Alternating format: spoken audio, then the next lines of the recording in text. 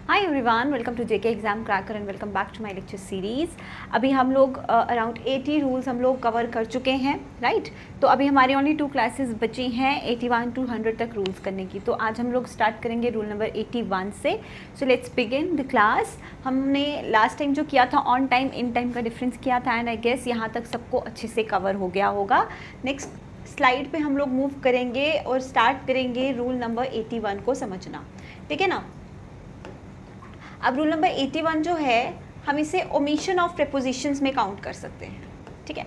Now what is this omission of preposition? तो omission of preposition का मतलब होता है कि कहाँ कहाँ आपको प्रेपोजिशंस का यूज़ नहीं करना है, कहाँ कहाँ से आपको प्रेपोजिशंस को हटाना है जस्ट इन केस वहाँ पे प्रेपोजिशन का यूज़ हुआ है। So this is your point number 1, omission of prepositions का। क्या कहा है? There are certain words, as you can see यहाँ पर कुछ वर्ब्स हमें दिए हैं। तो कहा है अगर ये वर्ब्स का यूज़ एक्टिव वॉइस में हुआ है। अब आप लोगों ने वॉइस तो पढ़ा ही होगा, active voice, passive voice, right.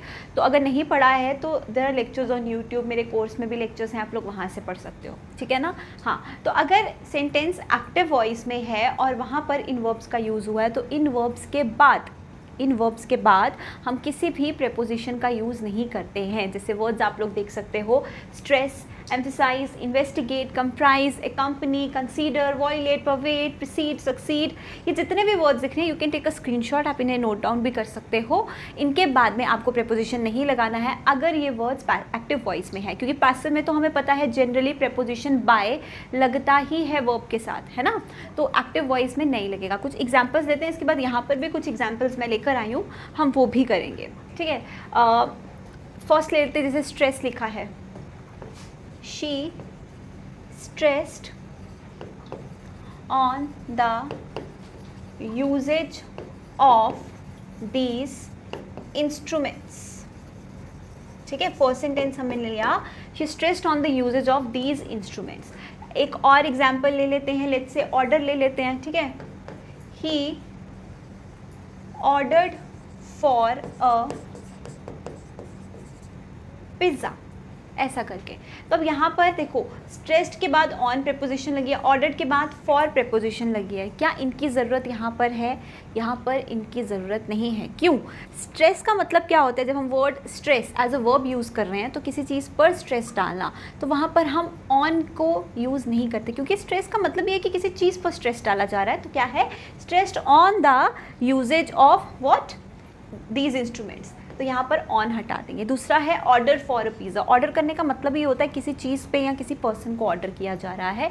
तो वी शुड नॉट से ordered for a pizza, he ordered a pizza, simple, he ordered a pizza, that's it, इतना काफ़ी है, ठीक है ना। सो ये चीज़ें आपको याद रखनी है। I have certain examples also. Next slide पे हम लोग कुछ एग्जाम्पल्स देखते हैं। आप लोग एग्जाम्पल्स देखो और बताओ कि ये सही है या नहीं। कुछ इस तरीके से आपको सेंटेंसेस लेट्स से एग्जाम में दिए जाएंगे और आपको फाइंड आउट करना है कि इसमें कोई एरर है या नहीं और कहाँ पर एरर है। फर्स्ट सेंटेंस देखते हैं, the teacher emphasised on the needs of discipline in life. तो emphasised the needs of, emphasise के बाद ऑन लगाने की जरूरत नहीं है, क्योंकि एम्फेसाइज का मतलब क्या होता है? किसी चीज़ पे फोकस डालना, स्ट्रेस डालना, ठीक है ना। Next, I have ordered for a cup of T. Similar sentence जो मैंने आपको कब करवाया, I have ordered a cup of T, simple. Next, I shall discuss about the problem with you. I shall discuss about the problem, जब हम discuss word use करते हैं ना एज अ वर्ब, तो डिस्कस का मतलब क्या होता है कि कोई चीज़ हम डिस्कस कर रहे हैं, किसी चीज़ के बारे में ही, किसी हैपनिंग के बारे में, किसी इवेंट के बारे में, किसी चीज़ के बारे में ही हम डिस्कस कर रहे हैं। तो extra word about is not required, super floss हो जाता है। मैंने आपको बताए थे ऐसे सेंटेंसेस, तो अबाउट की ज़रूरत यहाँ पे नहीं है। Discuss the problem with you, ठीक है। ही डिस्क्राइब्ड अबाउट, डिस्क्राइब का मतलब ही होता है किसी चीज़ के बारे में डिस्क्राइब करना, तो we do not need about here. समझ में आया? तो ऐसे वर्ब्स जब आप देखते हैं जो आपने लिस्ट देखा इससे पहले वाली स्लाइड में, उनके बाद में एक्टिव सेंटेंस में आपको प्रेपोजिशन नहीं लगाना है। Clear? So this is your rule number 81, very very important. बहुत बार इस पे एग्जाम्पल या फिर हम कह सकते हैं सेंटेंस करेक्शन एग्जाम में आ जाती है। रूल नंबर 82 देखते हैं, अगेन ओमिशन ऑफ प्रेपोजिशन। देखो क्या बोला है यहाँ पर, ये जो प्रेपोजिशंस हैं जनरली हम इन्हें ये जो वर्ड्स हैं, ये जो वर्ब्स हैं यहाँ पर दिए हुए, इन वर्ब्स को हम वर्ब्स ऑफ कम्युनिकेशन कहते हैं, जो कम्युनिकेशन पर्पस को दिखाती हैं, जैसे tell, ask, command, order, inform, encourage, request, advice. ये वाले वर्ब्स जब आपको दिए होते हैं, इनके साथ भी हम प्रेपोजिशन का यूज़ नहीं करते। Let's take certain examples. Tell है, she me that she is going to Delhi. ठीक है, this is your example number 1. Example number 2 ले लेते हैं. एग्जाम्पल नंबर 2 लेट्स से हम लोग इन्फॉर्म ले लेते हैं. ठीक है, he informed to the police about the accident. अब देखो यहाँ पर क्या बोला है, she tells to me. To is not required, she tells me, she asks me. Simple. He informed to the police, wrong. He informed the police. तो इन words जो आपको यहाँ पर लिस्ट दी है, you can take a screenshot. हम इनके बाद भी प्रेपोजिशन यूज़ नहीं करते हैं. ठीक है, तो ये हो गया आपका नेक्स्ट रूल जो आपका ओमिशन ऑफ प्रेपोजिशंस पर ही था. नेक्स्ट रूल नंबर 83 देखेंगे सभी लोग अभी. रूल नंबर 83 नाउन से रिलेटेड है. अब ध्यान से पढ़ना ये, क्योंकि इसी के साथ हम इसका एक्सेप्शन भी पढ़ने वाले हैं. क्या बोला है, if a subject consists of multiple nouns joined by the conjunction and.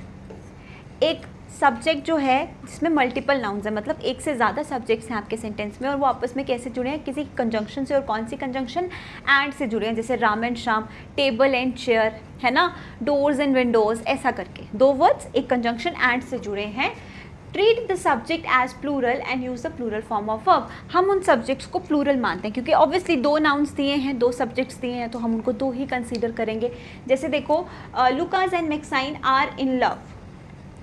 2 persons and they are in love. हम इनको प्लूरल ही कंसीडर करेंगे क्योंकि ऑब्वियसली ये प्लूरल नाउन है. 2 हैं, 2 लोग हैं, 2 चीज़ें हैं, कुछ भी बोल सकते हैं. राइट.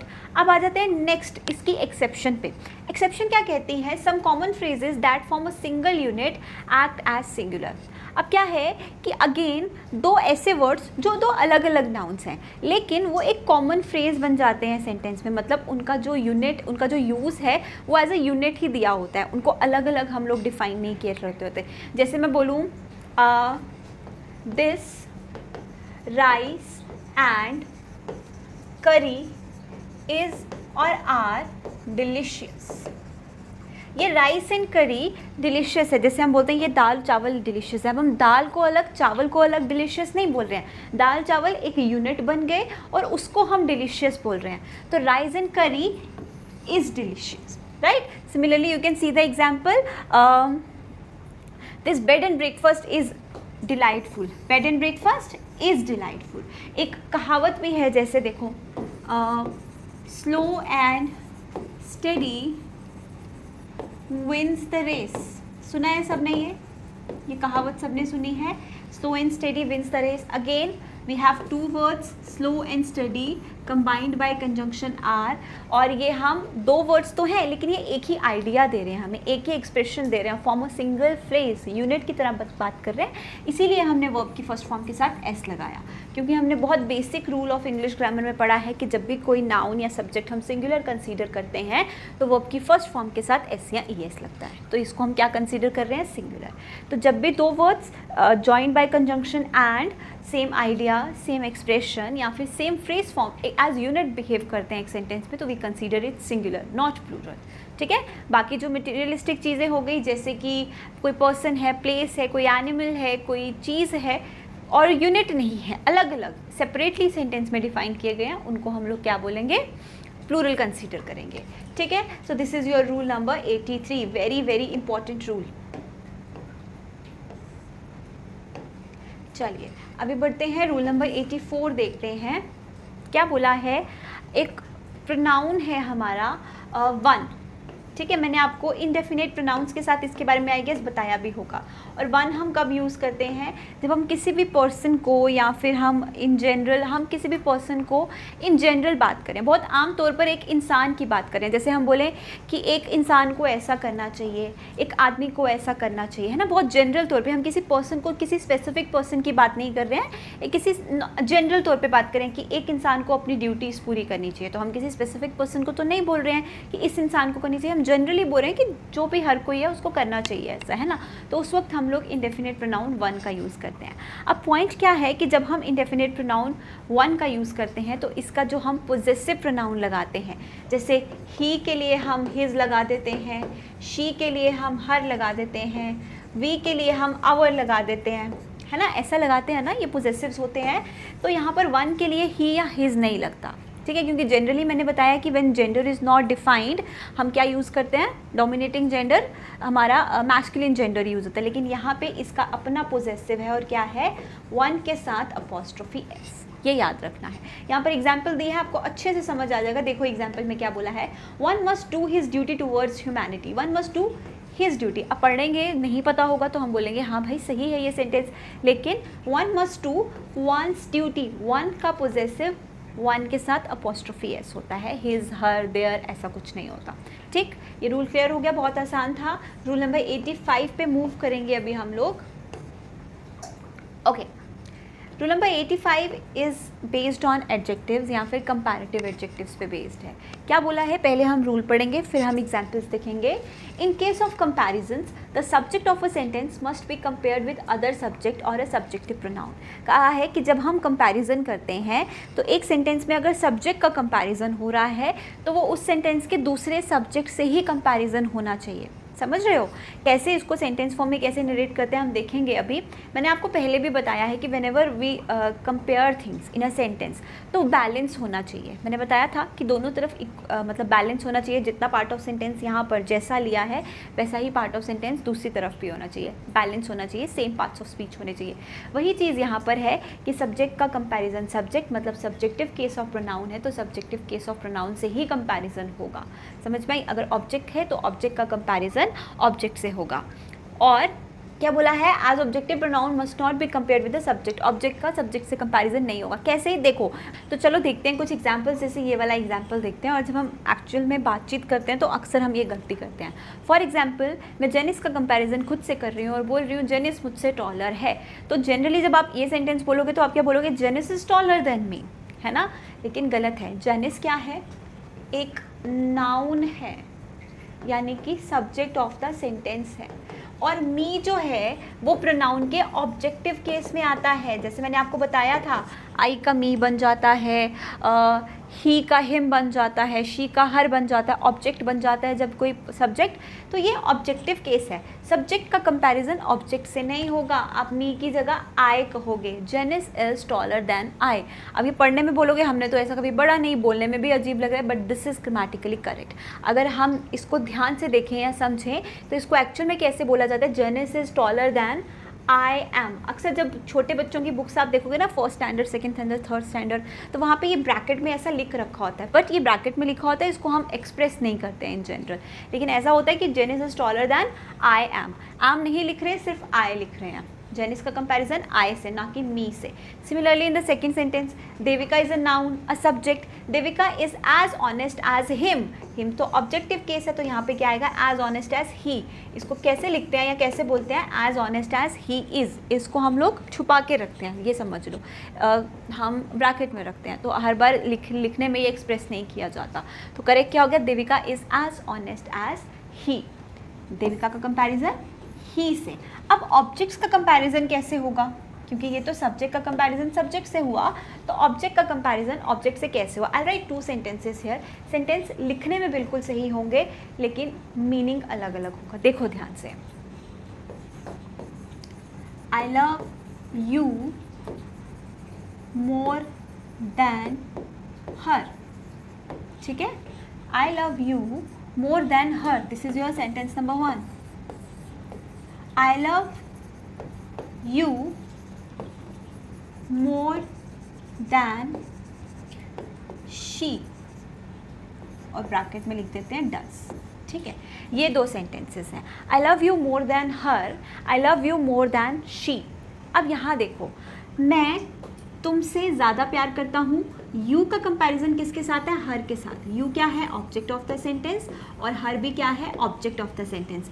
आई क्या है, सब्जेक्ट, ठीक है। आई लव करता है इसको भी और इसको भी, लेकिन कंपैरिजन में बताया इसको ज़्यादा करता है, ऑब्जेक्ट का कंपैरिजन ऑब्जेक्ट के साथ। समझ आई बात। Second sentence, I love you more than she does, ये क्या है, सब्जेक्ट, आई लव यू ये है ऑब्जेक्ट, और ये हो गया अनदर सब्जेक्ट। अब कंपैरिजन किसके बीच में हुआ, इसके बीच में और इसके बीच में। यहाँ पे ऑब्जेक्ट्स का कंपैरिजन था, यहाँ पे सब्जेक्ट्स का कंपैरिजन है। क्लियर हुई ये चीज़। I love you more than she does, मैं इससे ज़्यादा प्यार करता हूँ जितना वो करती है उससे ज़्यादा। यहाँ पे यू और हर का कंपैरिजन, ऑब्जेक्ट ऑब्जेक्ट का, यहाँ पे आई और शी का कंपैरिजन, सब्जेक्ट सब्जेक्ट का कंपैरिजन। तो ये डिफरेंस होता है। समझ में आई बात? आई गेस ये चीज़ यहाँ से क्लियर हो गई होगी। और इन सिंपल याद रखिए, सब्जेक्ट का कंपैरिजन सब्जेक्ट से, ऑब्जेक्ट का कंपैरिजन ऑब्जेक्ट से, दैट्स इट। चलो नेक्स्ट सेंटेंस देखते हैं, नेक्स्ट रूल देखते हैं, योर रूल नंबर 86।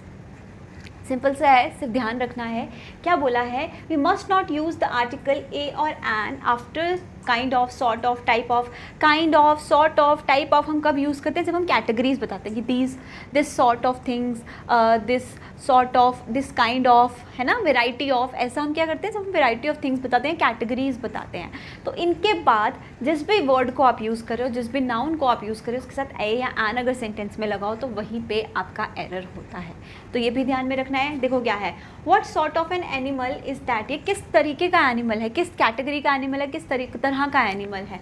तो एन एनिमल नहीं आएगा, what sort of animal is that. ठीक है, हम उसको स्पेसिफिक, मतलब उसको ए या एन लगा के सिंगल नहीं बताते हैं क्योंकि वैरायटी की बात हो रही है। Next, shark is a type of a fish.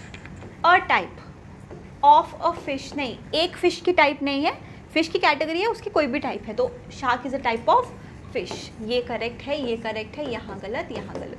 Simple याद रखो, ये लगा हुआ है, इसके आगे जो भी नाउन दिया है उसके आगे ए या एन नहीं लगेगा। That's it. ये हो गया आपका rule number 86। Moving on, rule number 87 देखिए सब लोग। Very very very important. बहुत सारे competitive exam, state level, bank level, SSC level, central level, जो भी एग्ज़ाम्स होते हैं, ऐसा एरर बहुत बार मैंने देखा है कि पूछा जाता है। Very important. देखो पहले रूल पढ़ते हैं, फिर सेंटेंस के साथ मैं आपको बहुत इजी वे में समझाऊंगी। क्या बोला है? When the subject of the verb is a relative pronoun, care should be taken to see that the verb agrees in number, person with the antecedent of the relative. देखो मैंने आपको relative pronouns बताए थे, क्या होते हैं? Who, whom, which, that।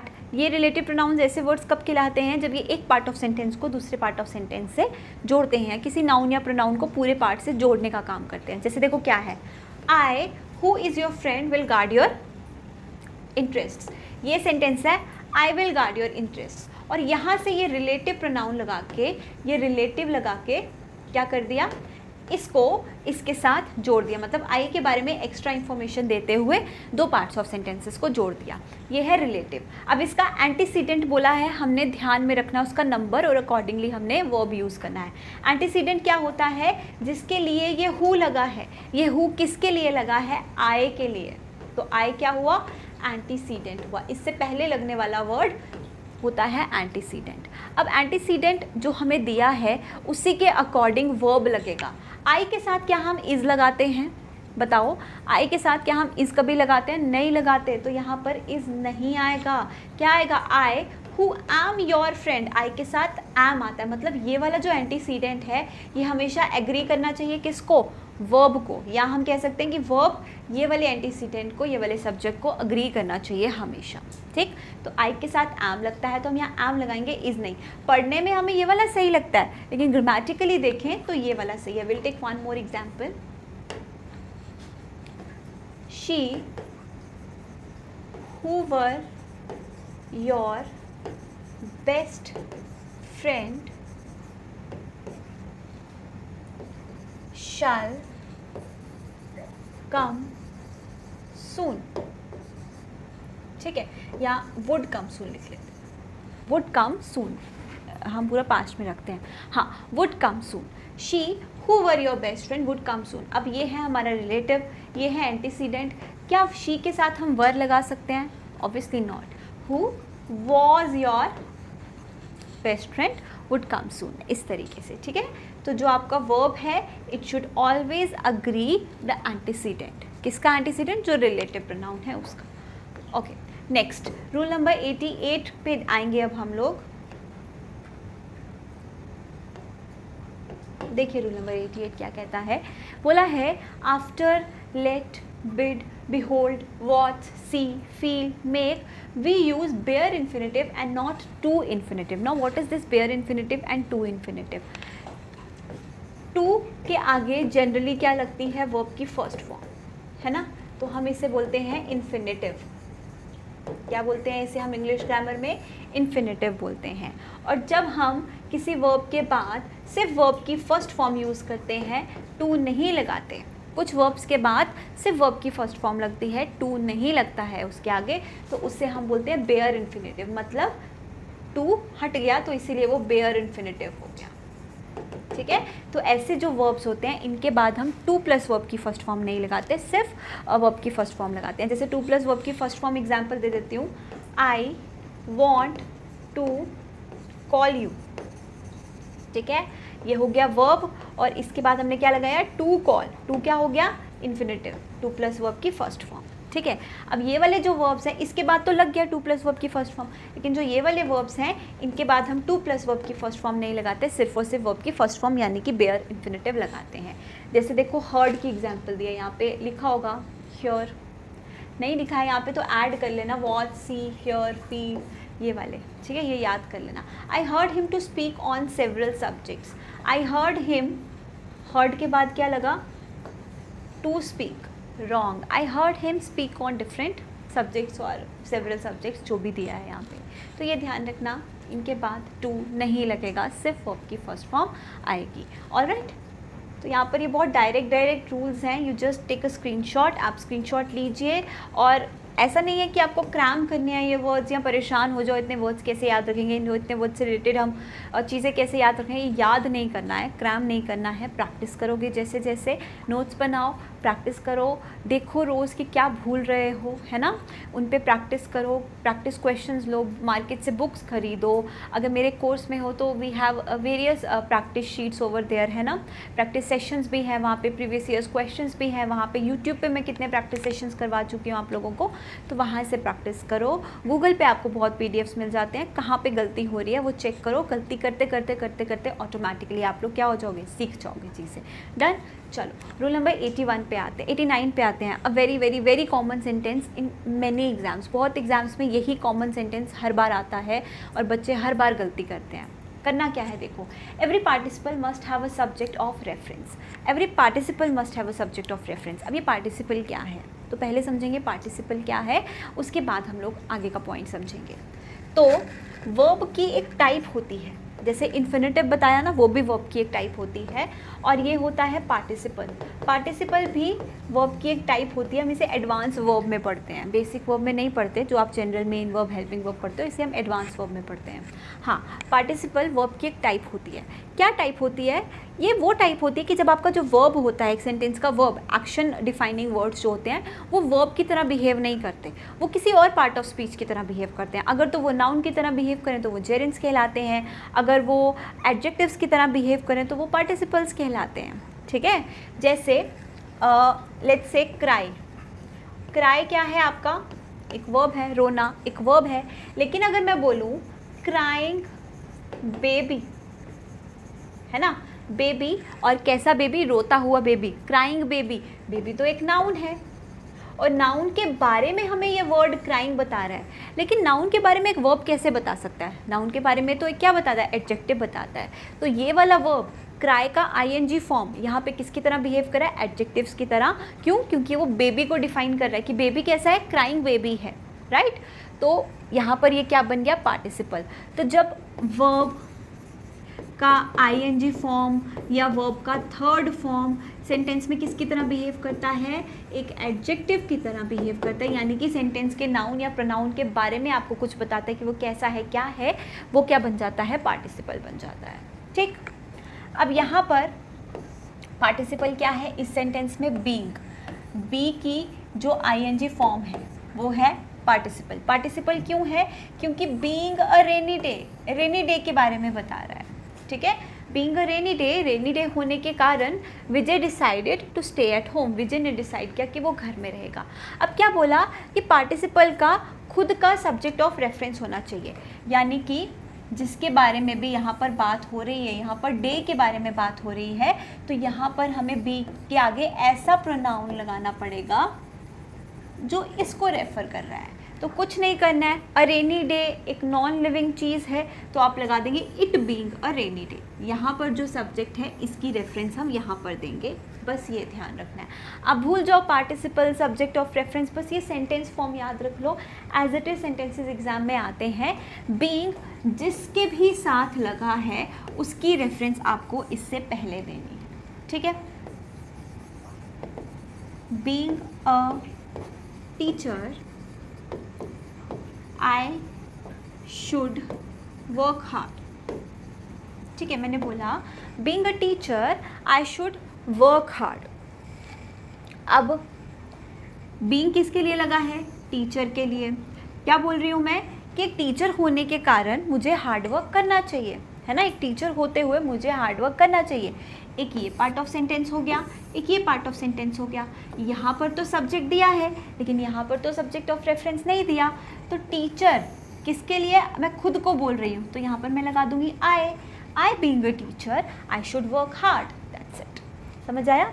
यहाँ पर रेनी डे और विजय अलग अलग हैं लेकिन यहाँ पर टीचर और आई तो सेम ही है, तो वही रेफरेंस हमें यहाँ पर भी दे देनी है। Clear to everybody? तो ऐसे सेंटेंसेस आपको बहुत मिल जाएंगे ऑनलाइन, प्रैक्टिस करोगे तो समझ आ जाएगा कि क्या करना है, बस रेफरेंस देनी है।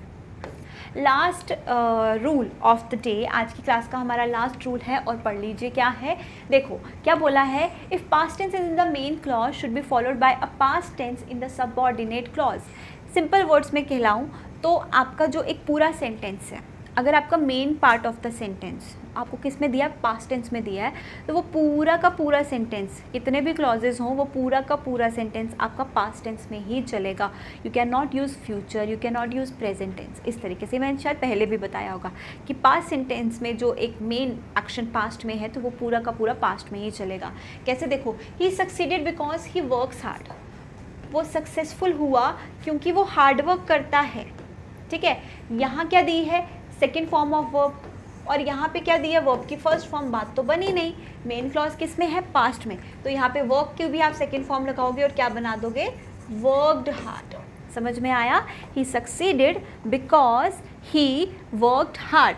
Main clause, if the main clause in the past tense, आपका जो डिपेंडेंट क्लॉज होगा, जो आपका सबऑर्डिनेट क्लॉज होगा, वो भी पास्ट में। एक पूरा सेंटेंस फुल स्टॉप से पहले तक पास्ट में चलेगा। समझ में आई बात? तो ये भी याद रखना है।